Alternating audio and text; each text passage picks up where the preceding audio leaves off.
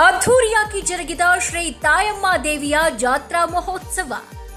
ಕೊಪ್ಪಳ ತಾಲೂಕಿನ ಗಿಣಗೇರಿ ಗ್ರಾಮದ ಕೊರಮ ಜನಾಂಗದವರ ಓಣಿಯಲ್ಲಿ 30ರಿಂದ 40 ವರ್ಷಗಳ ಕಾಲದಿಂದಲೂ ಪ್ರತಿ ವರ್ಷ ಶ್ರಾವಣ ಮಾಸದ ಮಂಗಳವಾರ ದಿವಸ ಗ್ರಾಮದ ಪ್ರಮುಖ ಬೀದಿಗಳಲ್ಲಿ ಕುಂಭ ಮೆರವಣಿಗೆಯ ಜೊತೆಯಲ್ಲಿ ಊರಿನ ಪ್ರಮುಖ ದೇವರುಗಳಿಗೆ ಪೂಜೆ ಸಲ್ಲಿಸಿ ಊರಿನ ಆಚೆ ಇರುವ ಶ್ರೀ ತಾಯಮ್ಮ ದೇವಿಗೆ ಹಾಲಿನ ಅಭಿಷೇಕ, ಕುಂಕುಮಾರ್ಚನೆ ಮಾಡಿ ಅದ್ಧೂರಿಯಾಗಿ ಭಾಜಾ ಭಜಂತ್ರಿಯ ಜೊತೆಗೆ ಡೊಳ್ಳು ಕುಣಿತ, ಸಕಲ ವಾದ್ಯ ಮೇಳದೊಂದಿಗೆ ಊರಿನ ಶ್ರೀ ತಾಯಮ್ಮ ದೇವಿಯ ಜಾತ್ರೆಯನ್ನ ಆಚರಣೆ ಮಾಡಲಾಯಿತು.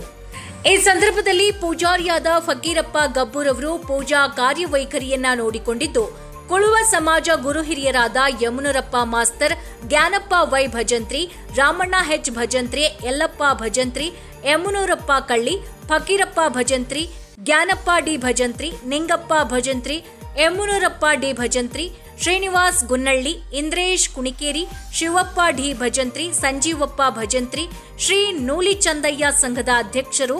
ರಾಘವೇಂದ್ರ ಭಜಂತ್ರಿ, ಉಪಾಧ್ಯಕ್ಷರಾದ ಮಂಜುನಾಥ್ ಭಜಂತ್ರಿ ಹಾಗೂ ನೂಲಿಚಂದಯ್ಯ ಸಂಘದ ಮುಖ್ಯ ಕಾರ್ಯದರ್ಶಿಗಳಾದ ಶಿವು ವೈ ಭಜಂತ್ರಿ ಮತ್ತು ಸಮಾಜದ ಸರ್ವ ಸದಸ್ಯರು ಎಲ್ಲರೂ ಸೇರಿ ಶ್ರೀ ತಾಯಮ್ಮ ದೇವಿ ಜಾತ್ರೆಯನ್ನ ವಿಜೃಂಭಣೆಯಿಂದ ಆಚರಿಸಿದರು. ವರದಿಗಾರರು Lokesh Benakal, Chanakya express news bureau, Koppal.